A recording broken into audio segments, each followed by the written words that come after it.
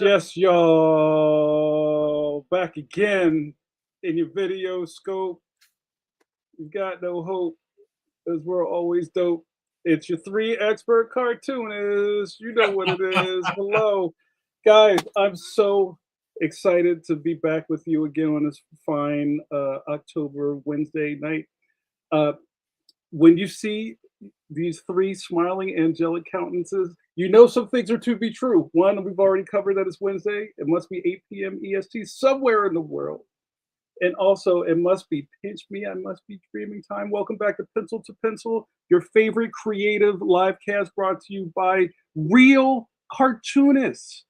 Now, don't get me wrong. There's a lot of cartoonists in the world. We're not the only ones. But there's a lot of people out here acting like they're kind of, like how perpetrate the fraud out here, Steve Conley.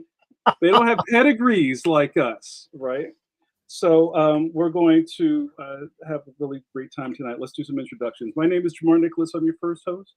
I wear many hats besides this one. I am the 2nd vice president of the National Cartoonist Society. That has to count for something. Also, Philadelphia chapter chair, Go Birds.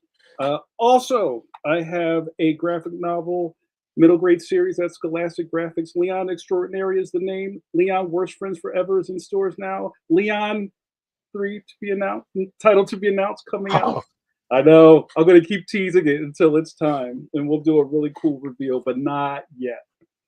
Guys, I would be remiss if I did not introduce my co-host, cohort, and co-conspirator.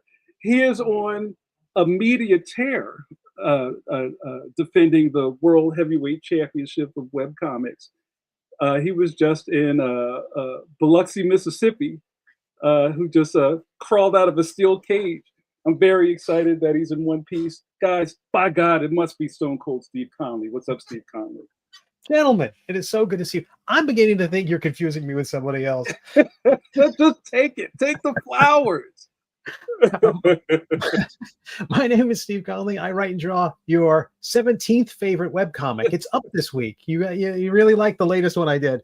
It's over on the Webtoons. It's on the Tapas. It's on the Go Comics. It's called The Middle Age, and you can read it at middleagecomic.com. Yes. And I also make the TTRPG stuff. So if you play the Dungeons or the Dragons, you can check that out at steveconley.com. It's also at stabracadabra.com and toxomancy.com, a bunch of little places. It's a nice thing. But I would be remiss if I didn't introduce the Tower of Power, the Man of the Hour, Too Sweet to Be Sour, the maestro of mark making, the majestic, the magnificent, Mr. Mike Manley. Good evening. Good evening. Why weren't we in costume? Good evening. It's a little chilly today, so I have my my track suit on. Dude, I love that track jacket. I just had mine on. I took it off. I'm glad we're not matchy. Yeah. It's funny this time of year. It's like 1 minute you're like, oh man, it's really hot, and then the next is like, I'm freezing. It's like we get the false fall, early false winter, Indian summer, whatever, But yes, my name is Mike Manley. I am 41 years of drawing comics. Oh, you got to do the pop thing with your mouth. Mr. Zumdish. That's my favorite. I love that. That's fantastic. That was the old character, Fritz Friel. That was his whole thing. That was his whole Whatever TV show or movie he was in, he'd always come up and go. He was always like some maitre d' or something. That's all you needed back then. When you see the gimmick. Yeah. Like the guy Gildersleeves. Yeah, right. Gildersleeves. Yeah. We don't have actors like that now who just have like a thing. They just show up and do their thing. There's some guy on TikTok who's cornered that sound market. Well, I'll tell you this. This is funny. So at one of my school visits, the kids are generally very excited to see me, except this one kid who raised his hand when it was question time and asked, "Why are you here? Why don't we have I Show Speed? He should be here." And I don't know if you guys know who that is. He's like a new YouTube guy who hangs out with Logan Paul. You're not Mr. Beast. Come on, geez. So you're not Mr. Beast. And I was like, wait, what does he do? And one of my buddies said that, he barks at people and does flips. Well, he got me beat. So we got to get I Show Speed on the podcast. You went to college for that, right? Guys, 101. Yeah, he's a flipper. Guys, I'm very excited to have our show tonight. We've had, man, what a fantastic run of guests this whole year. We've just been knocking it out of the park with content. I'm really excited. We had Misako Rocks last week. We had Raina Telgemeier, Scott McCloud the week before that. Come on, you can't beat that at all. But we're going to round out October with a really fantastic guest.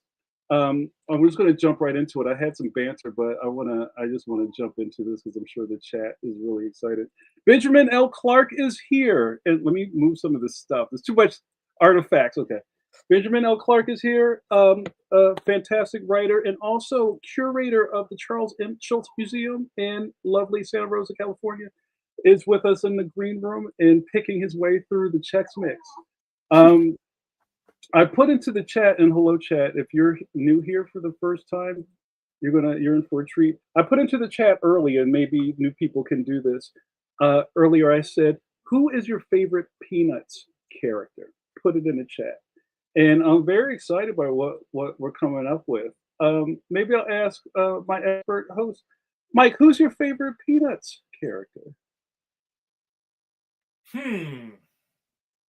I was thinking, like, when I was a kid, maybe I like to draw Linus because he had that weird head. Like we talked about the divot head. The divot head, yeah. Which got more divoty, I think, as we went on. But yeah. Yeah, I mean it's Go funny. ahead. Go ahead. I mean, we've had peanuts all of our lives, right? I mean, there was like no time when there was no peanuts, but you have to go back. So for like my parents, there was a time when there was no peanuts, right? And my dad was a comic strip fan, so I'll have to ask him the next time about that. But it seemed like it was everywhere as a kid, starting with the specials and I guess Scholastic, because I remember having those Scholastic catalogs as a kid, probably in the 60s, and getting those paperbacks, and then seeing it in the paper, I remember, spreading it out, the peanuts. And my cousin Peter was really big he really liked Snoopy. And then there was the kids who really liked Snoopy, and then there were the kids who really liked Woodstock. There's one or the other, right? It's never. There's this little bird later on, yeah. What about you, Steve? I think you put yours in the chat, but I'm going to put. Yeah, I mean, I was going to say Joe Cool, of course, but but it's somewhere between Linus and Schroeder always. But like Linus always, I felt like he is his perpetual sourpuss. It's the low energy. I felt like I identified with a lot, but Schroeder also the head down, working all that kind of like ill prepared for dealing with other people. It seems like. I definitely identify with that. That's funny. I put into the chat, I was like, obviously everybody would assume it's Franklin. And Franklin is very close. But I think it's Schroeder. I think I'm with you. And I also like Lucy. I like Pigpen for the diet. I love drawing that as a kid. Yeah, just the dust up. Yeah. Wait, did you say Lucy? Yeah. Lucy Van Pelt has a special place in my heart. I think she's misunderstood. Oh yeah, what's up, Pastor? Pastor's house. Schroeder, he's a creative like us. Maybe we should touch on that. But I don't want to keep Benjamin waiting too long. We have a lot to talk about. We have a lot to talk about his writing career, about being a curator, also about archiving our living history. I think that's something that we try to touch on once in a while, but we're really going to try to dig into that. So, guys, get ready for rendering. Let me get my stuff together over here. Please, guys, give a big pencil-to-pencil welcome to our buddy Benjamin L. Clark. I did it! Hey! Hey, hello. How are you? I'm good. Thanks for having me. I hope you didn't fall asleep in the back while we were trying to get that together. Well, there are no M&Ms left in this Chex Mix, I can tell you that. Oh, man. we have to get Gladys to go back to Costco. We'll fix it. Benjamin, thanks so much for coming on the show. I also have to just let people know that because Pencil to Pencil is global, it is 8 p.m. in the East Coast, but Benjamin's on the West Coast where it is dinner time. It's 5 o'clock, right? Well, it's after 5 already. So I really want to be sensitive to his time because he has to get out of his office and go do other things. So we're going to try to keep a tight hour and 30 here. So, well, first off, I want to say, because I'm always, and also I say this to a lot of the other members of the National Cartoonist Society, it is our job to kind of keep the NCS in people's brainstems, right? It's great that a lot of us are members of it, and I'm always about, telling people about the virtues of it. But I met you at the I think at the Rubens, right? Yeah, and in New York, I think a couple years ago. Yeah, and I was just like, oh wow, that's amazing, and like all these creative paths cross at the NCS. So maybe we could just start there. It was great meeting you, and just it was funny when we were talking like over the shrimp, the shrimp on ice. I probably asked you way too many questions because I'm such a curious cat. I'm like, oh wait, so the Schulz Museum, oh that's cool, but hold on. So I talked a lot, if you remember this, about curating Mm. because there's a little piece of my lore, my backstory, where I worked in contemporary art galleries and also just being at some gallery events where they're trying to handle something that was not meant to be on a wall, Mm.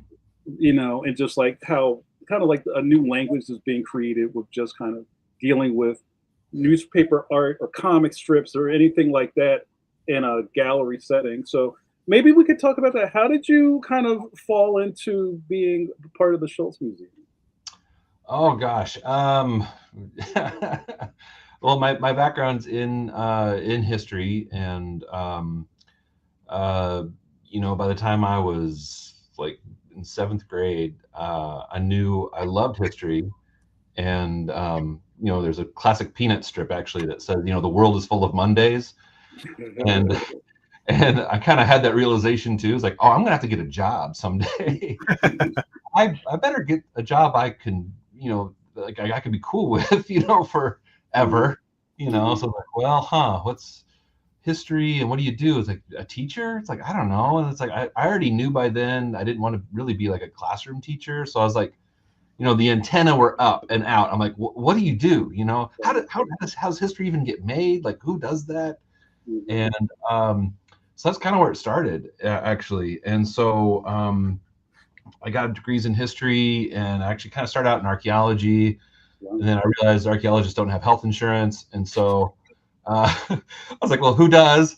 And it's like, oh, museum curators get health insurance sometimes. So maybe I should look at that. And so I had met a curator in my native state of Nebraska, and I was like, oh, actually, this looks cool. And so that I was sold, and that was it. So I got another degree in museum studies, and I've been in museums since 2003. So it's been a little bit now, and I've bounced around the country and just kind of, looking for the best fit, and something I love and can be passionate about, because I think bringing passion to your curation is helpful, and I think it makes things interesting. So anyway, when this job opened up, I remember showing my wife. I was like, hey, wow, can you imagine,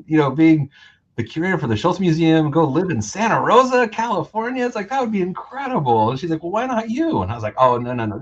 Like, there are comics like scholars, like there are people who like have studied this intensely, like over their lives. I'm kind of a jack of all trades, museum guy. I'm like a museum guy. I love comics, and I've been a fan of Peanuts, from birth, but that's probably not it. But I was like, well, why not? I'll try. And so I applied and went through the process, which was intense, and did a lot of writing, and they liked what I wrote, and coming out to visit, it was a good match. And so I've been here ever since. I've been here for I'll be 8 years before here too long. So Wow.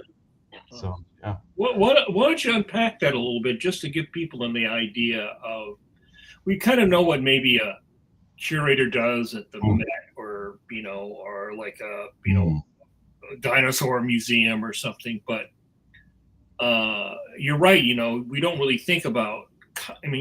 Comics have, and especially Peanuts, have been popular for a very, very, very long time. Yeah. So part of the pop art movement and all that kind of thing in the 60s or whatever. But what do you have to do to be a curator for that type of a museum? What goes into becoming a curator for something like that? Because it's very specialized. For Peanuts, you mean? Yeah. Yeah. Well, for me, every curator's path to their curatorship is different, frankly. There is, you can get a degree in museum studies, you can do you can study it, but honestly, not that many people really do it. And especially like as a job, as a staffer, a lot of museums will use freelancers or just independent curators and things, who kind of have their own thing. But so as a staff, curator, it was important that I, I'm able to research and write about the topics and be able to come up with ideas. It's Schulz and Peanuts. It's been, like you said, it's been around a long time. A lot of fans. People, some people know it very well. So can you still bring something interesting to that conversation with those individuals, but still bring in the new fans, bring in the young people who really have only experienced maybe the animation and that's it, and the merch, and also being able to speak to an international audience, because this is, the museum is separate from Peanuts, the brand, which is, the big global brand, but we do work together. And so, we still make contributions to some things going on with them. So, so being able to do all of that and work with, a pretty wide team of people is how you get it done. Yeah, it seems like you're dealing also with a multi-generational aspect to this. And I know for a long time, I mean, probably his entire career, you talk about the brand, the Peanuts was like Schulz was one of the top money earners as far as like entertainers, just because of the global reach of the of Peanuts, life, and I mean, gosh, you go into any store and there's like Peanuts everywhere, from I mean, I remember as a kid, you'd have a birthday party and there would be little Peanuts on your drinking glass or your or your lunchbox, back when we used to pick a lunchbox to go to school, when that was you'd want to get a good lunchbox. So I imagine there must also be just like a warehouse of stuff somewhere it's like samples of all that stuff that you have to go through and manage and everything. Yeah, so our collection at the museum focuses on Schulz's lifetime. So we cut it off at the year 2000. We will make additions, more recent stuff with like certain licensees with a direct connection back to him. So like I'm still adding like NASA stuff to the collection so that we can continue the conversation about his involvement beginning back in the 60s, but all the way to today. So just to keep it connected and relevant. I still collect, a little tribute art from modern, artists too. I still collect some, even a little bit of Hallmark. They're one of the oldest licensees, so we still keep a really strong relationship with them. So, like this year's the 75th anniversary for Peanuts. So it's like, I might, I'll probably get a Hallmark, Christmas ornament celebrating the 75th or something like that. And, it's not much because we already have a lot. And, but you're right. Yeah, we do have a storage facility that's a really nice one, actually. That's got a lot of great stuff in it. So yeah, a lot of those old, like original prototypes and samples and things from licensees, and I don't know, it's cool stuff. Yeah. Like Mike was saying, sorry. No, go ahead, Steve. Go ahead. Like Mike was saying, like Peanuts was everywhere all the time. And it seemed like an institution when I grew up. Like it was just everywhere. What was your introduction to Peanuts? And did it start with the comics? Did it start with the printed books, or was it the specials? Or who knows, man? I mean, yeah, that's how it feels. It was so ubiquitous. I was born in 1980, so like that. By then it is completely ubiquitous. My parents grew up with Peanuts. being about everywhere. You know, it's just but I mean, I have distinct memories of like reading the strip, you know, because when I was growing up, when I was a little kid and learning to read and things, you know, that's prime Calvin and Hobbes introduction time. That's Far Side. That's, you know, a lot of, you know, Garfield, you know, is still, you know, at you know, a pretty high level of interest. So, you know, it's, you know, I grew up reading the comics, of course, and then catching the specials, you know, when they came on TV and all that. But I mean, you know, who knows? Like, I might have had Peanuts sheets on my crib, you know, I don't know. You know, it's like you know, it was pretty much everywhere by then and had been for a long time. So, yeah, but, you know, I was definitely one of those kids, and I'm, you know, kind of learning, you know, I was maybe among some of the last of the kids that grew up reading a brand, you know, the fresh strip from Schulz. You know, it was not in reprints. You know, I was in college when he died, and you know, that was you know, and I remember that, you know, very clearly. And so yeah, it was, yeah, that was my experience. I definitely had like I had the snow cone machine. I know. Oh yeah. Oh yeah, I definitely had that. I had I think I jammed some Hot Wheels into it and broke it. I think there was I definitely had some other stuff. I think I remember like a shampoo bottle maybe or something, but I kept it as a toy. And stuff like that. So yeah, there's probably some other stuff that I've forgotten, but every once in a while I'll see something in the collection and kind of go, oh my, I had one of these, you know, and it's very exciting. Yeah. So there was a little while ago, it's probably NCS stuff, where I interviewed Andrew Farago, who's the curator of the cartoon art, they just fell out of my head, the cartoon art museum, right? In San Francisco, and I know there's one in London. I've been to that one; it's really cool. And I asked him, I'm kind of like very pedestrian in some of my questions about kind of like working with the public, and also, you know, being in a space where you're around like these artifacts that are just part of very specific part of people's memories, but also you're trying to run a business at the same time. Right. So, you know, I had asked some questions about like what kind of person shows up at the museum? You know, so I want to ask you that about like what is kind of the demographic of people that come to the museum? Are they like school groups? Are there, you know, people who are just in town and we're really excited? Do people pilgrimage to the museum? Like, can you talk a little bit about who comes through the door every day? Yeah, it's I don't work very much with the public directly, just first of all. But my sense of it is this though, is that, you know, we get a lot of people. And yes, people do come from, I mean, they come from all around the world. We've recently got some information about like the number of visitors that come here from SFO. Like they fly into SFO, they fly into San Francisco, and they drive directly here.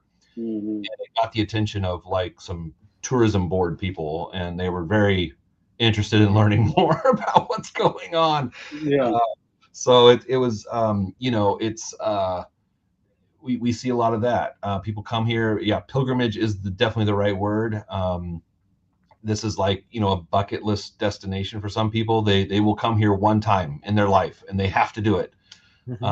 People, but, you know, we see, you know, young people come here on dates. You know, it's and yeah, a lot of school groups. We get a lot of kids. We host some just great programs for kids. Our education programs are multi-award winning. They're I put my kid through them. I mean, they're fabulous. And not just because I got a discount and he's just, you know, down the hall, but like for real, like, it's really good. And yeah, so it's also a lot of families, you know, a lot of multi-generational, you know, visitor, you know, family groups come, you know, they grab grandma, they grab the grandkids, because they can all share it. And that's the things, like they can all share it. Everybody connects with it at some level, and then they can deepen their connection together. and share something fun.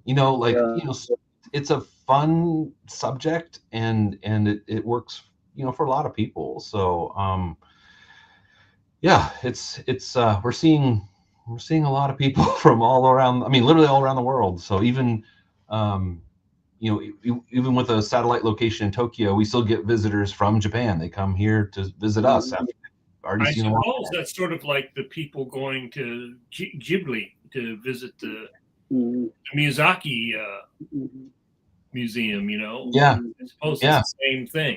Yeah, I have been to that one. So yeah, it's it's special. So what do you think? What are the people? What is the thing that you think people are the most excited or maybe surprised at seeing when they come to your museum? Honestly, it's the original art. The original Peanuts art just blows people's minds, and that makes me so happy, because that is the star of the show, I think. We center Schulz's original art in everything we kind of do, and we have ballpark numbers. He did almost 18,000 strips of Peanuts, and we have about 8,000 of those 18,000. So we have a lot, and so we love to showcase those, and it's that's our education room. Yeah, that's where you come hang out and do some drawings and stuff. Yeah, there's some galleries there with the original art on display, and people are so surprised to see that they're 28 inches wide, and they're huge. Yeah. And even other cartoonists, will be surprised when they come, because they they work a lot smaller usually. They don't know, right? Did he eventually start working smaller? A little, but not much. So it just depends. The eras, because the papers, would tweak their ratios and stuff, and so there's not a single answer over that nearly 50 years he was drawing Peanuts. So I find that that's another sort of interesting thing that people have no idea about. Like all the back process of people in the old days used to draw, like if you did a story strip, I would assume it would be similar if you were not doing a regular, like a continuity like Peanuts, but you would draw a whole bunch, and then you would mail them into the syndicate, and then the syndicate would shoot them and go through that whole process, and then they would send out paper proofs at one point, to all the newspapers. So everybody got like a little sheet of paper that had, the strips on it. And I'm imagining that you must have some of those also in the museum's collection. We do. We have some, but not of the proofs that they would mail out. Yeah. They would send out like proof books. They'd staple them and send them out, so you basically can see the whole syndicate. You can see everything UFS is doing that week, basically. So you could see Peanuts and Garfield and all the others, and we have some, but not tons and tons of those. He didn't keep things, like, generally speaking. So he wasn't a pack rat like most cartoonists? No, he was not. He loved books, and he had a lot of books, but that was about it. The only thing he really kept. Like his original art, he just he gave it away constantly, and it's amazing we have as many as we do, because we've been collecting them back for years and years. So so even things like his correspondence, we have quite a bit, but there's gaps, big gaps, and things that I know exist but we just don't have, and things like that. So I wish he had an archivist from day one working for him. So. Did he have somebody assisting him with stuff like that back in the day? No. He didn't even hire a secretary, like, to help with his own correspondence. yeah, I mean, way too long. He went way too long without office help and things like that. So he was just doing it himself and not really knowing what to do, really. So, Well, I guess he's inventing it as he's going along, right? I mean, oh yeah, I mean, he didn't know. I mean, he knew what he was doing as a cartoonist, but like the business side stuff, like he didn't really know what that was about. He had to learn as he went, and luckily, the people at his syndicate were really looking after him and genuinely cared, and advised him and things. So, yeah.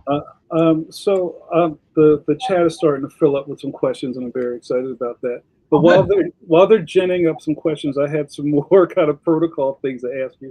So, we've kind of covered what a curator is, which is great, and kind of your role at the museum.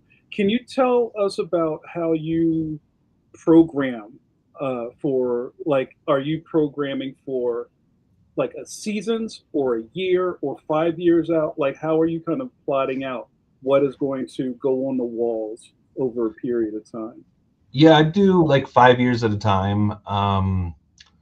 And so here at the Schulz Museum, I have three galleries that rotate.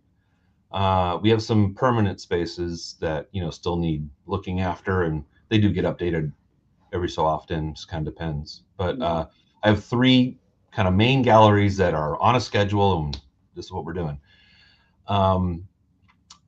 They are on a staggered rotation schedule. So each gallery has an exhibition for 6 months at a time. Oh, it's always 6 months. Is that always 6 months? So every exhibition is 6 months long. Okay. And then the schedule for each gallery is staggered. So basically every 2 months I'm installing something somewhere in the building. And so that way my team doesn't murder me. And then so it's a good schedule. It works.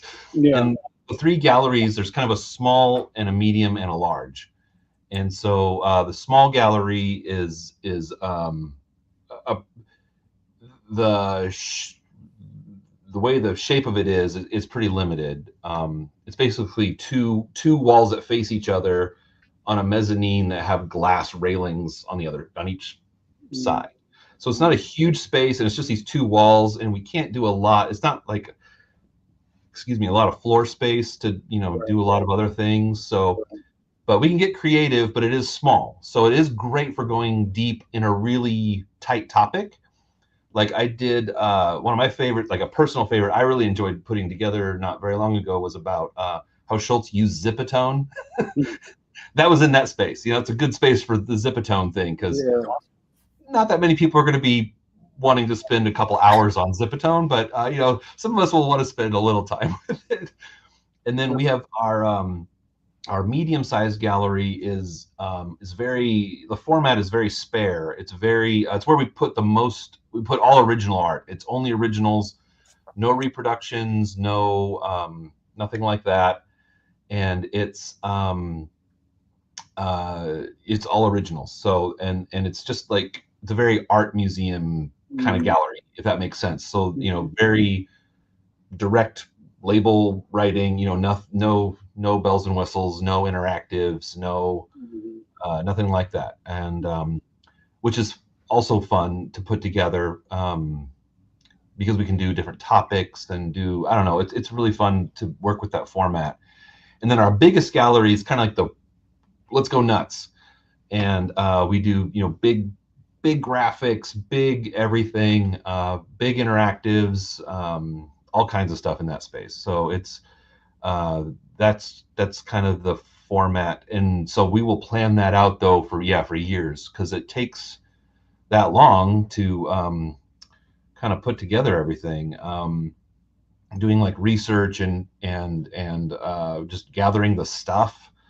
And because if we don't have enough stuff, then I'm gonna have to find it and see who does.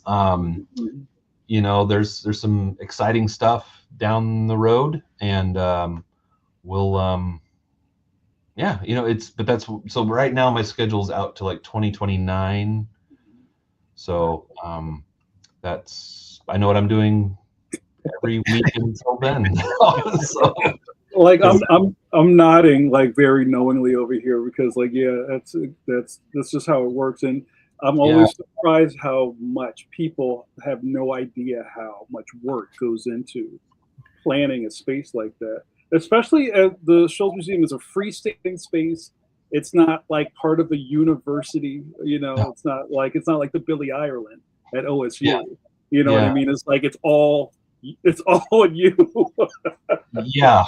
And we do everything. I mean, we do it all in house. I mean, we have our guys who like build the temporary walls that have to go up because I've made a funky shape in the gallery space, and they build the interactives. Like this right now, I've got they did such a beautiful job. We had this idea to kind of gamify part of the experience, and so I was like, I've always wanted to spin a big roulette wheel, and they're like, okay, and they built one. It's incredible. And it's so much fun. And the thing is that they built it from scratch, and it's just like it's incredible. And like the previous exhibition, it was about the paperbacks. And so we have to have a reading nook, and it has to be really cool. And so that was kind of basically all I said. And then they built this incredible, shelf, this custom bookshelf thing that had, so it'd be nice to have like some quotes from different people that we have. And they like did a thing where they lit up and glow gently as you kind of walk around them, kind of like they just do all this cool stuff and make the experience really special for people. And anyway, that's, but you're right. Yeah. So we plan that out. 2029 is where I'm at right now. So 4 or 5 years at a time. Right. And then we do kind of a big look at that every few years, every 3-ish years. And, try to also to earmark like big anniversaries and things like that. Cause we could do an anniversary every month in Peanut or something, if we really had to. So we kind of have to earmark those, kind of the big ones. And so like this year being the 75th anniversary, we wanted to do something special. So can you talk? I'm sorry, Mike. I just want to ask one part about this. So with the 75th, which I'm sure like everybody at the office has known for a decade that this is coming. Yeah. What are you guys presenting like kind of what you saw happening, or is it varied a little bit? Like I really wanted to do this, but we're gonna make it work. But like you kind of have like a dream list of things to do. Yeah, we've been able to do a lot of it, so it's been good. We kind of have our things that we want to do, and then we kind of have to leave space for just things that happen, the things that come to us. I don't have a good example of that off the top of my head, but there's just things in the world of Peanuts just happen sometimes, and we kind of have to like you can't ignore it. Like when when NASA was sending up the Artemis 1 capsule, maybe it's been 2 years ago now, is the uncrewed one that was going up, and they chose to have a custom made Snoopy plush be the zero gravity indicator. So like there's no human crew on board to actually tell them, okay, we've crossed the Kármán line, we're at weightlessness. And so they just tether a plush to the the control panel in front of a camera basically. And it's like, okay, I guess Snoopy's gonna be going to space. And then we said, well, can I have that Snoopy when you're done? And NASA's like, yeah, that'd be fine. So we gotta roll with it, we can't, so every once in a while things surprise us, and we just gotta go. So that's fantastic. I was gonna ask,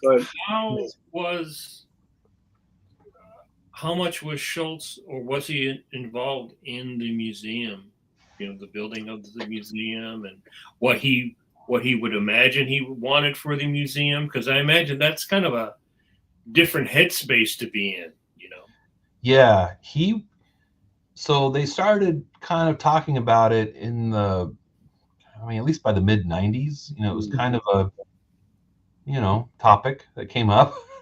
And at first he was very resistant to the idea, which, you know, it's kind of understandable. You know, it's kind of like to think about, oh, what's, you know, legacy and your own death, and you're not great, not great subjects to dwell upon for many of us. And so you know, he was, you know, resistant, but after a little bit of time, you know, kind of with some conversations with some people, he came around to the idea and really liked it. And so so he did see some early plans for the museum. He did talk a bit about how he hoped there would always just be space for people to draw, and that would be, you know, it would be a pencil and paper kind of place. And we've really, you know, we've always kept that. You know, you'll see a bare minimum of like screens here. I don't use them in my exhibitions very much, except to maybe play some video clips of animation or maybe a little bit of an interview. I don't like, you know, have like giant touchscreen panels where you can, you know, build Snoopy's doghouse or something. You know, it's like, no, it's a, you know, it's an analog pencil and paper kind of place. And that's something I really, honestly, I was really attracted to that when I was first kind of in conversation with Mrs. Schulz and the staff here, because it was just like, yeah, as a curator, I'm way into that. Really cool. Because the thing I hate is going to an exhibition and seeing a bunch of out of order signs taped over inevitable screens, and it drives me crazy. It's like, I'm here to see stuff. You know, I want to see something real. You know, I'm not here to watch a video about it. It's like, I want to see the thing. And so that's something that's important to me. So Benjamin, with that, I have another question about staffing. I'm so boring. So like, as a curator, and you know, I'm sure you're not up front. You're like in the back in the offices working or having meetings or planning or whatever. And I wonder about kind of how the day-to-day of the museum runs. I'm sure you have kind of like front staff. And do you have docents and things like that? I know there's an education component. Yeah, we have. Yeah, there's a whole. Yeah, there's around I don't know, 30-ish staff total. 7 work with me on archives, collections, and the exhibitions team. And then everybody else is in, you know, education or membership. The front desk people. There's a lot there, and then we have a whole core of volunteers too. Huge number of people who volunteer their time to be docents, to lead tours, just to greet people as they come in and show them where the bathroom is. You know, the most important question at any museum anywhere in the world: where's the bathroom? So that's yeah. We have some great people, and there's a bunch of people who really make this place run. So how is the community, like the people who live around the museum in Santa Rosa? Is there a lot of like community outreach? Is there kind of like a general purpose space that maybe somebody from outside of the museum can use? Like, how do you deal with community partners and things like that? Yeah, we do a lot, like with our schools, especially. You know, we be sure that they can come. You know, it's harder and harder to get field trips. You know, a lot of the warm puppy. That's my dad. Hi, Dad. Hey, Dad. So there's it's got to be him. And then let's see. Yeah, we work with our local schools a lot, and we also do some great programming with like Bay Area cartoonists. You know, we'll host them, and they can, you know, come give programs, or if they have a book out or whatever, you know, we try to you know, host them for something, and that is, I have nothing to do with any of that. So so that is not my area, but I do know that goes on. So here's my last question, and I'll turn it over to Steve. So so with that, because you're the the main curator, do you ever bring in kind of like guest curators or kind of like, you know, groups or other type of people, or are you kind of like the top of the pyramid for what goes on in there? I'm the only one. You're it. Yeah. Yeah. Yeah, no, we don't. They have in the past, you know, way before me, not just like right before me, but like way before me. There were guest curators. We haven't really done that. Actually, I did bring in this last spring. Actually, we did do that. We had a wonderful thing came up. You know, it's one of these things. Peanuts Worldwide was wanting to do, so the brand people were wanting to do something really special for the anniversary year, and they had some things up in place where we could do like a pop-up exhibition in Paris for Fashion Week. Oh, wow. Yeah. And they said, okay, well, what could we do? I was like, I'm busy. It's like, but you know what? It's like, we do know, we're very, very good friends with a fashion historian who I love. Her name is Lynn Downey. She was the curator and archivist for Levi's for many, many years, you know, San Francisco company. And she's now a consultant. And I think she's helped out with some different things over the years. And I said, you know, this is really Lynn's like specialty. Like we need somebody who knows the fashion stuff. I had some input. I had some things and, you know, some of my files, you know, some research ideas and things, but I said, this is really be best handled by her as a curator. And so I was able to help with that and kind of be the assistant on it, and which was nice. So, but it was, yeah, that was great. So yeah, but that was not here. That was not in-house. But, yeah, that's mostly how it's done.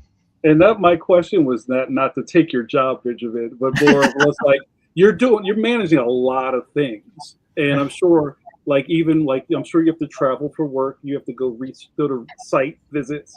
You have to talk to people all the time or write essays. There's a million things that you're doing. So how do you manage all of that? Well, being as organized as I can be, having an incredible, you know, support staff to, you know, I'm not designing these exhibitions. You know, I'm kind of giving vibes and feedback. You know, it's so luckily, you know, I'm not doing like the typography layouts of the labels. You know, I don't have to do that. I review everything, but I don't have to do that. So that way I can produce. You know, I'm curating 6 exhibitions a year here. I'm working with the folks in Tokyo for 2 others, so it's like 8 exhibitions a year, plus little stuff, plus essays, plus the newsletter, plus the, you know, so yeah, it's a, you know, I use Asana for track, you know, for project management, Outlook calendar and paper calendar. So yeah, you know, I've got my 2025 and my 2026 already sitting here on my desk. You're loaded up. I have to. Oh yeah. So yeah. Well, awesome. All right, Benjamin, I'm going to turn this over to Steve. So we're about to enter lightning round. I had one before we do that. I was going to say not lightning round. Go ahead, Mike. I was in China in 2008, right before the Olympics. Okay. I was in Beijing and Kunming, and I remember seeing a store called Snoopy. Which had all kinds of, I'm sure, probably like bootleg Peanuts products. And I've wondered, have you guys ever done an exhibition of bootleg Peanuts? Because I imagine that would be really fascinating to see in a way, because it's so popular. You know, people are making knockoffs of the stuff like everywhere, probably all the time. I imagine whoever the other part of the Schulz empire is probably always like sending cease and desist. But I'm wondering, have you ever done like an exhibition of that kind of stuff? Because, you know, every once in a while you'll see like the old Disney stuff where people were like doing like weird, bizarro Mickey Mouse, you know, and Donald Duck. Yeah, no, we haven't done an exhibition on that. I have collected a little bit of that, and a little bit of like folk art, kind of stuff, but not tons and tons of it. It's an area I am interested in though, and the early, especially the early pirated stuff. I'd love to kind of figure out when, like when did this happen in this place? That's really fascinating to me. Not so much what's happening in Beijing in 2008, but what's happening in Taipei in 1972. I'm a little more interested in that. So Yeah. when things are being published, bootleg translations, things like that. Yeah, just depends. Yeah. And I had one more question, which was like when I was a kid, you would see those Gold Key comics. Was Schulz drawing all that other stuff that was in the comics, or were there other people drawing that stuff? That was mostly other people. There are some that are him. Some covers, a lot, actually more like yeah. The most you'll find of him are the earlier covers, and then the stories inside are generally not him, but some of them are. And you can usually, if you spend a little time with it, you'll be able to tell what's what. And as time went on, it got further and further away from him. Because at first, the very first one, this one was like, it's just reprints of like the Sundays. Or maybe even the dailies are in there too, but it's just reprints. That's all it is. Then you get to the later stuff, and what you find in this book, Penis Del Archive. This is a great book if you haven't seen it. It's it also identifies, what is Jim Sasseville, what's Dale Hale, what's Schulz, if we know. So yeah, you get some Schulz covers. Yeah. It's usually the older Dell stuff that's his. Yeah. Okay. And then, but yeah, once you look inside, you'll be able to kind of see some of that. Did he oversee that stuff? Did he make corrections? How did that work? We don't know a ton about the kind of the nuance, nitty gritty of those. Like the earlier stuff, he has more control over, but the later stuff, it's not. Like when it goes to what's the name of that other outfit? I think by the time it gets to Gold Key, I think it's all in. It's like Gold Key takes it in house there, so it's not even close to him. So, which I think is why it was killed off. He was finally just kind of like, guys, I don't like this. Please stop. There's some really weird storylines in some of those later ones. My very favorite is the killer robot that attacks the neighborhood. It's really great. So wow, I'll have to dig that out. Jeez. Yes. Yeah, it gets very un-peanutsy in some places. Great. That's good. All right, Mike, you good? Yeah. All right, We'll come back in later. I don't want to cut you off. All right, Benjamin, put on your lightning pants. Okay. It's Take a sip of water. Around. That's right. So our good buddy Stone Cold Steve Conley is going to ask you a battery of questions from the chat. You can give brief or maybe not so brief answers, but this is one of my favorite parts. You have the floor, Steve. All righty. Billy Bob's got quite a few in here from YouTube. What's the most important aspect of curation to you in regard to keeping Schulz's memory and work alive? Wow. What a big question. For me, I need to spend some time thinking about that. It's a big, a big part of it is connecting Peanuts to Schulz. A lot of people, a lot of fans don't know him or think about him at all. They love these characters, which is great. That's fine. But, if you come here and you want to learn more, I want to show you this guy. And this creative and brilliant guy who told us all a story for 50 years, and it's beautiful and brilliant and holds up. And the more time you spend with it, it rewards that time. So it's it's good stuff. So yeah. That's wonderful. Thank you for that question, Billy Bob. And Billy Bob follows up with maybe a less deep one, but one you might have been asked this before. What's your favorite Peanuts character? It's always whatever character I've been spending the most time with, because these exhibitions, like right now I'm deep in research on Linus, and Linus is already kind of a favorite of mine anyway. So I'm really loving Linus, but like we were talking earlier, like Lucy. I love Lucy too. Like she was a super misunderstood character, I think, and underappreciated because she's brilliant. I love her. So yeah. Fantastic. Thanks for those, Billy Bob. Bear Edwards on YouTube asks, what was your biggest surprise / discovery when you started curating the museum? Man, we have found some cool stuff. I don't know. I don't know about the biggest. A strip that Schulz pitched to his syndicate is called Hagemeyer. It's a workplace strip, kind of like the Honeymooners. Wow. It's like 1954. We have all of them. Yeah, it's that was pretty weird. Kind of putting that story together. Was it good? No, it's not that good. It's okay. It's okay. It's like, but it totally makes sense. He was not confident, in 1954 that Peanuts was going to be okay for the rest of his life, so he was still, he's still bringing other ideas up, so he pitched this workplace strip because we have these finished dailies, and they're really fun, and but yeah, I did an exhibition on that. It was called Adults by Schulz. How many did he do? How many did he do? Like a month? No, like he did like 6 or 7. Was that in the Zipatone hallway? Yeah. Yeah, it was in that space actually. Yeah. Fantastic.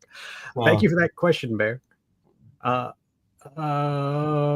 call Shogun on YouTube. Is there any item in the museum that isn't really that intriguing to a wider audience, but really speaks to you? Oh, wow. That's a great, because I get to pick what goes out. That's the thing. Yeah. So, not right now, probably. Every so often, I will pick an original strip that I was like, I love this and I want it out, and the rest of you, I hope you like it too, but it's going out. So it just depends. There are. So I don't think there's anything in particular right now that would maybe align with that. But every so often I'll stick in something that's just like, I love this thing, and someone else will love it, and we can commune over that spiritually in some way. And yeah. That's great. Thank you for that question. I call Shogun. Chris Eliopoulos. Hello. Oh, Chris. Hey, good to hear from you, man. Yo. Benjamin, can you talk about the vault and what you do to preserve the original art, the safes, the temperature settings, etc.? That was amazing to see. And the code is no. Let's see. We have a special building, and inside the special building are some special doors, and behind those special doors are special safes that are fireproof, temperature controlled, and so is everything else around them. It's yes, the originals are very well protected. We did have the Tubbs fire here in 2017. It got within blocks of the museum. We had smoke damage here. So we are very attuned to the various environmental threats in our area, particular to Sonoma County. So we stay on top of it and do our best, and we've lived through it and have experienced things, and so it's all as safe as humanly possible. Was the material in great shape when the museum got it? Like, was he preserving it well, or was he just stacking it in a corner? Schulz, when he started to keep his original art, yeah, he just kept it in flat files mostly. Actually, he started keeping it in a fireproof safe also, even in his own lifetime. And then let's see, he was largely just because he was just a neat and tidy guy. So his stuff is really neat and tidy. He looks like it. You know, it's funny you say that because he has that neat look. Like some cartoonists are like, everything's everywhere. You know what I mean? Piles of pens and paper, like me. You know. Yeah. It's funny how in a lot of like profiles of him over his whole lifetime, journalists or they're writing these like profiles of Schulz, and it's so funny to me how often it'll open with like, even though he looks like a pharmacist, it's just like, okay, but the occupation changes every so often. It's just like, okay, what does everybody think is really boring? And there he is. So that's always interesting to me. That's great. But the thing is that some collectors, some fans who got those originals, I mean, they just tacked them up in their rec room and where they were shooting pool and smoking and left the windows open constantly and throwing liquids around. And so some of them we get are just like in shocking condition sometimes. But, there was one, I don't know what happened to it, but this thing was browner than a grocery bag. I mean, it was just like, where did they store this thing? I mean, it was white, bright white Bristol, 3-ply Strathmore, Schulz used good materials. So that 3-ply Strathmore is gorgeous. Our paper conservator loves working with it. Because it's just great. And we still wish they made it like that. Yeah, well, that's Schulz. When they changed it, they changed the recipe in I think in the late '80s, maybe. He made them go back and make the old recipe, and he bought the whole run. So just for his own like lifetime, he was just like, I can't work with, like, we have a few peanut strips on this other kind, and you can tell. I mean, the texture is totally different. The surface is way shinier, and it's just like, oh, what a change! That's horrible, And no wonder he was upset and willing to just say, listen, just make the old stuff. I'll buy it all. Just do it. That's like a cartoonist's fantasy. Like, oh, if I won the lottery, I'd get these guys to make the paper the way I want. Yeah. Well, I mean, he could do that at that point. So get the mill on the phone, Mike. Yeah. Exactly. Yeah. Thank you for that question, Curtis. Scott Kurtz. Hello, Scott. Ben's still at work over at Creative. Say hello to Paige and Mary for me.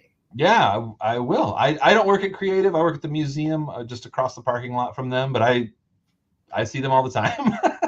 So yeah, I will. That's lovely. Robert Alvarez. Hello, Robert, from YouTube. Does the museum have an extensive collection of animation art from all the specials? Over the last several years, I mean, my tenure here, we've grown the animation collection quite a bit. It was kind of an area we weren't super strong in earlier. It's gotten a lot better. We are eager to add more to it as we can. So an extensive collection, yeah, I could probably say that now. All the specials, we probably have representation of every special by now, but I couldn't swear to it. Also, we do have like mystery cells too, where it's like I mean, it's like just like, I don't know, it's Linus in profile, like it's just like the head, floating in space. It's kind of like, what is this from? Nobody knows, So we have some stuff like that. We've actually have how much of this do I want to say? Let's see. Yeah. Anyway, it's an area we're growing and working with extensively. So, yeah. That's great, Robert. Thank you for that question. For sure. On YouTube, does the museum have any say in what happens regarding the Peanuts IP at Knott's Berry Farm, or is that only the Syndicate or Creative?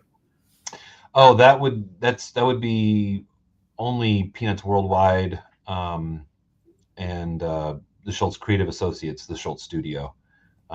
This museum has nothing to do with knots, except I have sent them some like biographical panels about Schulz. So that's about it. How many arms are there to the Schulz empire? I don't know. I don't know how you want to count them. I mean, there's Peanuts Worldwide, which is the brand. You know, it's the folks in New York who manage the brand and send out those cease and desist letters and do really wonderful things too. So they're the ones kind of keeping the lights on for Peanuts globally, and so that's Peanuts Worldwide. Then there's Schulz Creative Associates, often just called Creative. Those folks are the guardians of all that stuff that's going on. They're the ones who review and approve the new stuff at Knott's Berry Farm. They're the people who are reviewing the new notebooks at Walmart for back to school time. They're the ones reviewing the Snoopy bobblehead that's going out to every NBA team. They're doing all that. So that's a giant thing that I'm glad I don't have to worry about. So that's all them. The Schulz Creative Studio, I mean, they're right across the parking lot from us here at the museum. So we do see a lot of each other and work together. Sometimes a licensee like Hallmark, for instance, they'll have their staff artists come visit and do, I don't know what they do over at the studio, but they do stuff at the studio. And then we'll have them over here to the museum, and they can actually look at some cool old stuff that we have from Hallmark and maybe some other things. And so look at some original art and talk about the characters and talk about Schulz's process and development and in different corners, depending on what they're kind of interested in. So yeah, that's the main bits. So there's like three main sort of arms of the overall. So there's the big brand people, and then there's the studio people who kind of inform what the brand people are doing and approve what happens and review all that stuff. And then the museum is its own thing off to the side. Wow. So but what's great is we can bring a lot of richness and depth, to the stuff the brand is working on. So which they love and really value, which is helpful. So because everybody who works at Peanuts really does love it and loves these characters and loves it. So yeah. So if they said we want to do like a Valentine card something theme, do you guys have some Peanuts Valentine strips or whatever, and you could go to the Raiders of the Lost Ark part of the museum and pull out some Valentine stuff, I guess, right? Yeah, absolutely. Yep, that's exactly it. So we can do that. Often it's it'll be even just, hey, can you send us some photographs of these objects, or Schulz drew some interesting hearts on this, what's going on here, and we can get a nice high res scan and get into the go deep. So wow, that's fantastic. We got two more questions here, unless anyone sneaks something in under the wire. But George Gant, hello George. Just curious, are the Schulz 100 guest comics from a couple of years ago still on display? No, they aren't. I'm sorry. They are currently no longer on display. They were up for over a year though, and that was so great. We love that. Actually, I think we do have there's a for those who don't know, for Schulz's centennial in November 2022, lots and lots of cartoonists did tribute strips. There's over 100 people who were involved in that. It was so much fun.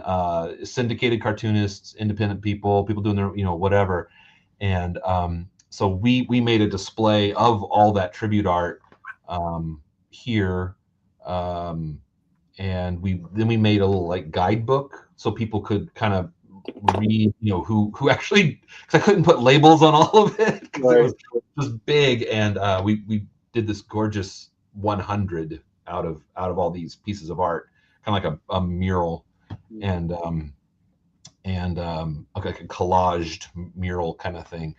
And but that guidebook is still available. It's still out on our little coffee table in the sitting area where that is in our gallery space, where we have a couple little what I call browse books for people. We have like custom coffee table books basically. And it's like, yeah, there's one of one, and that's where it is. Wow, so yeah, that's still out. But the display is gone. That space right now is about the end of World War II, which was 80 years ago this year. So, and Schulz was a World War II veteran, so we talk about that. George, thanks for that question. And last, Billy Bob bringing us home. Yeah. My last question: has Benjamin ever come across fakes during his career, like people saying they have an original of Schulz's but they don't? Fabulous question. Yes, lots. Schulz has been faked for a long time. Yeah, if you're a collector, beware. And there actually is the Schulz Studio. They actually do have an email dedicated to just that. So you can send scans or images if you're considering acquiring a piece or something. You can send that to I think it's authentication@flyingace.net. Wow. That information the correct information is definitely on the Schulz Museum's website. So if you Google authentication, you can find it there. I get that question a lot. It is actually illegal for me to do that. So I direct people to where they can go do that. So, which thankfully we have a great panel of experts who will look at that and give you what you need. So I imagine there's like a line like at the post office with the stanchion of just people holding framed things at the museum wanting them to be checked. You're like, sorry, no. Antique Roadshow peanuts. Just yeah. I mean, it's wild. I see it. I've seen fakes. I've seen fakes at some auction houses. I've seen fakes at auction houses sell for a lot of money.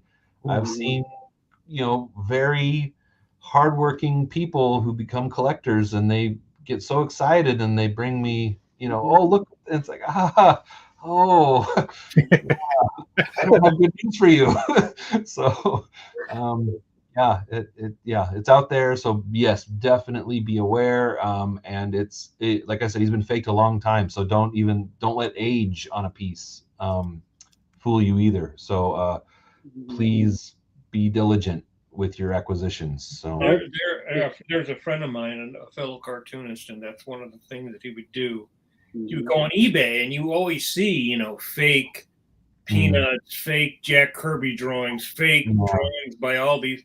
And, the average person, the average fan who's not an artist, can't really tell. But, there's that thing where people are like, I found this treasure that nobody else found. So it's like you want to fool yourself to think like you got this, you got this deal, Yeah. And there's stories, even like, my dad got this paperback signed for me by Mr. Schulz, and it's like, oh no, your dad didn't. He was lying to you. Your dad did this and did it himself. So that's not Schulz. There's no T in Schulz. Yeah, exactly. That's a biggie. I want to do an exhibition. I've called it There's no T in Schulz. I've got a whole exhibition laid out, so it's already ready to go. I love it. And incidentally, I was wondering if you'd ever done, or has there ever been an exhibition where you like follow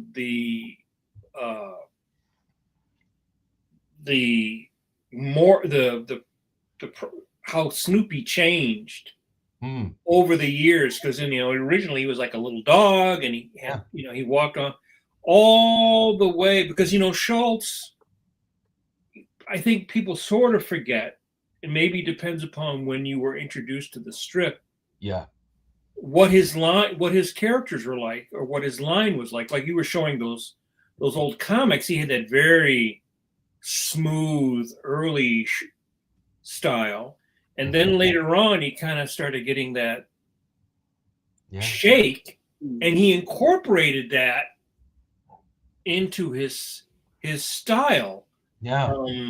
And have you ever done an exhibition on that? Because that's kind of unique. Not that many people have that, even as cartoonists. Can you really see the different eras in their drawing style? Yeah. We have done stuff like that. Yeah. We have worked with things where we call attention to that change over time. Yeah. Because it is so fascinating, because we have daily drawings from him for 50 years, know, so you can really, see that evolution happen almost in, almost in real time. And, that wavy line, that shaky line, we're able to find it in the early 70s, which will surprise some people. So it was just, you don't really see it. You see it in the originals, but you don't really see it in publication, because it's just shrunk down, and that line really smooths out when you do that. So so was he getting an actual trimmer? Yeah, he had an essential trimmer. Yeah. Yeah, I mean, I think that is something that would scare a lot of cartoonists, depending upon your process. Because the other thing is, a lot of cartoonists, I mean, he did it from the beginning to the end. It was always him. But a lot of cartoonists would get to the point where it wasn't them, and then they'd have assistants, and the assistants would do the style. So you never saw any actual change in the way the character looked. Right. Yeah, that's true. Yeah. No, he did it all. Yeah, from beginning to end. When he was working, was that something that did he consciously decided that he never? I mean, I've heard that, but was that because he didn't do all the licensing art too? Did he? He did more than you might expect. He did quite a bit, but eventually he was allowing other people to do it. But he definitely, if he found a favorite, he would say, hey, I like the way so and so does that, and so that's the person who does all the lunch boxes forevermore. It's like that kind of thing. So but yeah, it was just him. And he said about the strip specifically because he didn't even take ideas from people.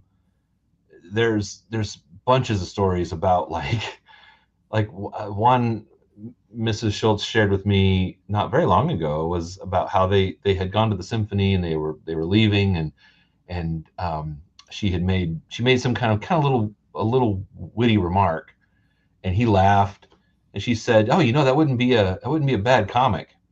And he goes, yeah, maybe you can sell it to somebody. It's just like, he wouldn't even take a joke from his own wife. Like, he does symphony jokes all the time. It's like Pepper and Patty, Marcy, they're at the symphony. It's like, we do this in Peanuts. And it's just like, he couldn't even do that.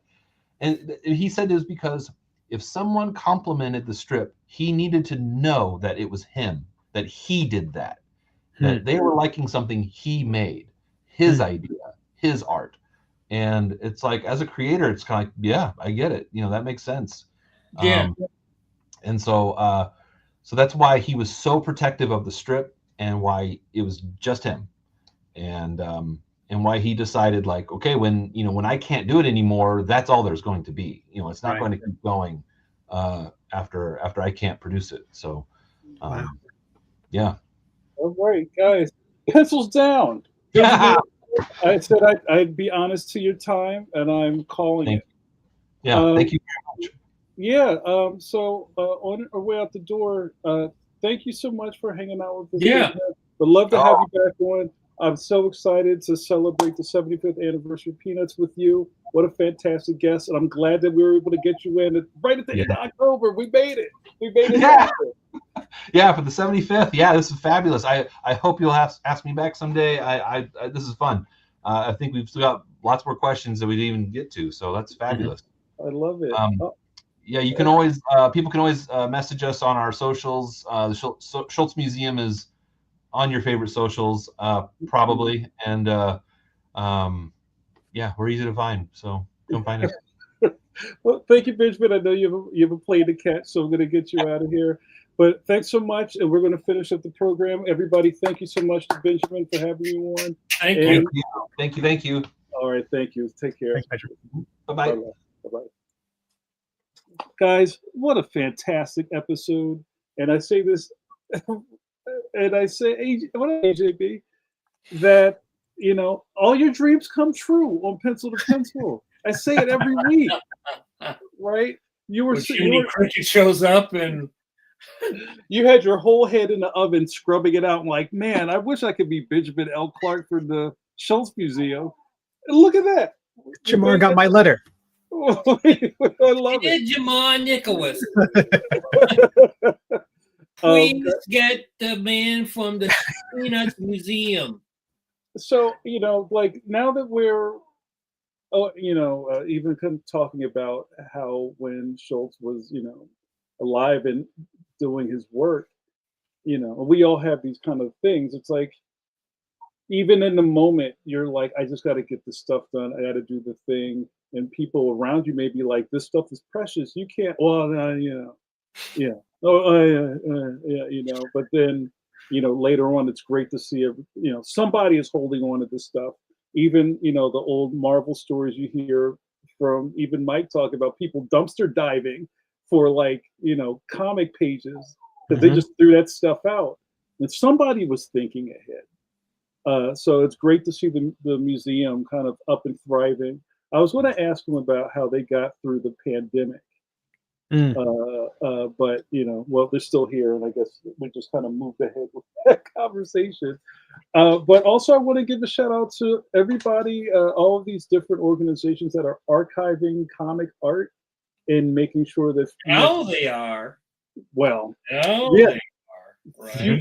Future generations can get to see the stuff, especially as analog seems to be eroding and digital seems to be it.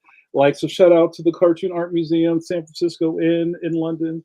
Shout out to the Billy Ireland Museum out in Columbus, Ohio. The Tezuka Museum in Tokyo, that's on my bucket list also. Do they have a bunch of his originals there? Yeah. And it's like deep off in the island somewhere. I don't even know where it is, but I got to get there. So gentlemen, what did you guys think of our episode? Steve, what did you think of that? Fantastic guest. I really enjoyed it. It did make, at some point I was thinking about the lack of physical representation of the work of a lot of digital artists now. It'll be hard to have a webtoon museum in the future. These things are, it's weird that there's less physical artwork now. It makes me want to break out the pens. But for the deadlines, I would be doing a lot more ink. Oh, yeah. I mean, that's my excuse doing too. When I had my assistants here doing it traditional, I would prefer to do that, but it is just much faster to do it digital. Do you think is there any other cartoonist who has a museum dedicated to themselves in the US? I don't know.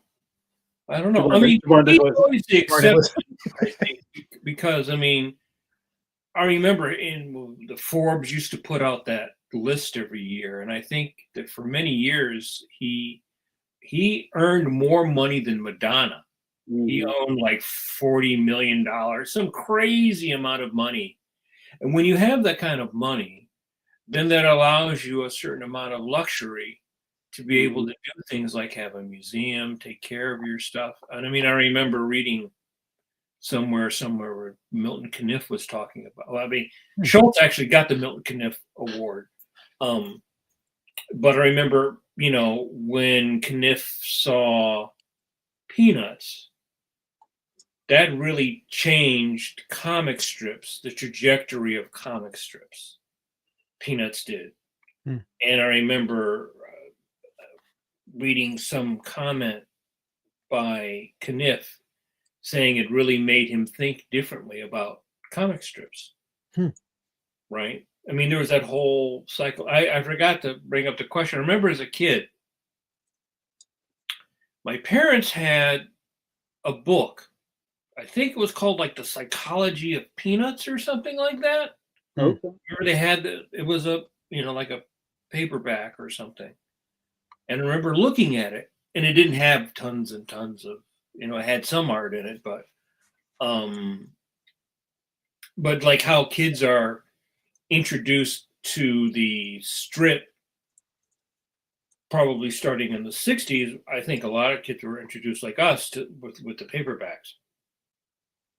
And I had several. I still have them somewhere. Those the little faucets, right? Yeah. I mean, in fact, originally, I think that's how I started getting into Mad Magazine too, because there were those paperback reprints, which is how I saw some of the the original, you know, comic book Mad stuff that they reprint, like Super Duper Man and all that stuff. And that was a way I think a lot of people got into strips like Peanuts because they had those paperback reprints of the stuff, you know, which was really easy for you to keep as a kid.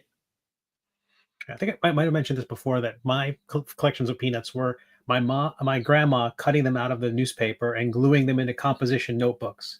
And every birthday and Christmas, I would get this bulging composition notebook into which she had glued Peanuts comics, and one that was for Garfield, and one that was the Incredible Hulk, because that had a comic strip at the time. And these were my comics. And do you still have them? No, sadly they were lost in a flood. But I remember when I got them, the early pages were crinkly because the glue had hardened, and the later pages were soft because the glue was still a little wet. It's like Stone Tablet. Yeah, or it was like there'd be a missing strip because I'd be looking at the date of one of them, like, oh, it's missing one. I have to. I knew I was never going to get. Yeah, but those are my comics growing up, and my comic books growing up, and I devoured them. Mike, I don't know if you saw this, but collectpeanuts.com, hello, welcome to the show, said The Parables of Peanuts by Robert L. Short. Is that the book? Maybe that's what. Maybe that's what it was. I think. I mean, I was like I was a kid, so yeah. That was. I remember my parents having that. You know, it's again our generation. You know, I just turned 64. We don't know a world without that strip, right? So you've got to go back a little bit. When did it start? It started in 50, 51? Yes. It would be 50. It's the 70th anniversary. 50. So I was born in 61. So if I had been born a little bit over 10 years earlier, who knows whether I would have seen that strip. You know, people born in the 40s grew up without that strip. You know, it's what? Go ahead, Mike. I was going to say that was sort of a revolution to people in the 50s. The guys working in comic strips, and you know, people again forget how big comic strips were. When comic strips were king, they were bigger than anything today. Yeah, right. Anything today, you could roll everything together today, and it was not quite as big as what comic strips were back in the day. Yeah, it's funny talking about that. It still seems immeasurable. Like you think about how all those cats had like multimedia things all over the landscape when there wasn't multimedia. Like there were like blondie shorts. I watched how many Blondie movies were there. You know what I mean? Or like Dennis the Menace. Mhm. You know, all that stuff. And it was just like, well, of course there's a Blondie feature with what's his name? Arthur Lake and Penny Singleton. You know, what I'm on saying? Amazon, they have the Steve Canyon TV show. I didn't even know that was a thing. Holy Yeah, crap. it's not very good. But the thing is, you know, when they make a show in the old days and it lasts one season, you still get like 30 something episodes of something. Mhm. You get like 3 years of any show now, you know? Yeah. Yeah, so if you're interested, you can go and go on Amazon. Give me your Amazon Prime, you can look up Steve Canyon, and they have the old Steve Canyon TV show. Oh, that's fantastic. All right, guys. Again, I want to give a special thank you to Benjamin L. Clark for being on the show. And I hope that if you weren't really familiar with what someone in the curatorial space does with this day, there you go. You know, I have a lot of respect for curators. They have a really tough job. And, you know, it's one of those things where, you know, you probably only hear, well, he's probably in a great space because everybody so loves Charlie Brown so much. It's probably all good. But most of those things are just like people kicking you in the face all day. It's like, oh, you spelled my name wrong. There's no, you know, whatever. Like, how that's upside down. What are you idiots doing? You know, there's a lot of wah, wah, wah, wah, wah, wah. But, you know, like that's why I kind of ask them those kind of behind the scenes questions, because it's just something that we don't really know much about, but I really respect. So I hope if you find yourself out in California, please visit the Charles M. Schulz Museum. And, you know, let's honor the craft of comics. Go to the Billy Ireland Museum if you find yourself in Columbus, Ohio. I want to see more art pilgrimages like we There's talked also about. one in New York, the Right. Are you talking about the Society of Illustrators? What are you talking about? No, Syracuse. Syracuse University also has. Oh, they have a repository too. Yep. See, yeah, that's fantastic. Oh, I also, Steve, do you want to give a shout out to for Jimmy and Harold's podcast? Oh yeah, it is Unpacking Peanuts is the podcast. It is fantastic. They go through the history of the Peanuts comic strip from the beginning. And those two guys, wonderful cartoonists, they look at it from an artist perspective and from a creative perspective, and yeah, super entertaining. Michael Cohen is a co-host as well. Forgive me, and fantastic podcast. It's called Unpacking Peanuts. I love it. Guys, we're going to end our programming day soon. I want to thank you guys for hanging out with us. And I said in the chat while you guys were talking, we have had a murderer's row of a year here, you guys. We have given you guys bangers every week almost. Like, we've been really consistent this year. I'm really proud of us. So I think we should give ourselves a hand. I will totally give myself a hand. You know, we've been really fortunate to lead up with some really fantastic episodes. Even when we're doing our shop talks, they've been well received. Our audience is growing every week. We finally hit 2,000 subs. Thank you so much. I'm really excited about that.